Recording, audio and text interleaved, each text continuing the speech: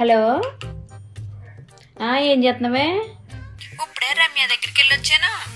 ఇప్పుడు వెళ్ళొచ్చావా? ఏం చేస్తుంది ఫ్రెండ్?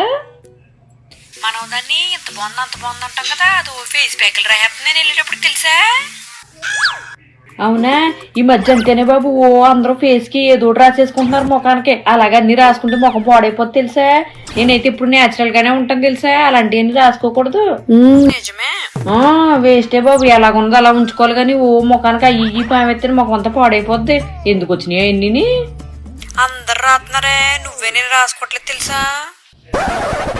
అవునవును, నువ్వు నేనే ఏమి రాయమే బాబు. అందరూ అన్ని ఏదో రాస్తానే ఉంటారు అసలు అని ముఖానికి.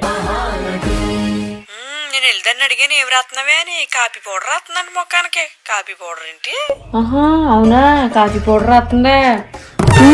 కాఫీ పౌడర్ అంట. మస్తు షేడ్స్ ఉన్నాయరా నీలా.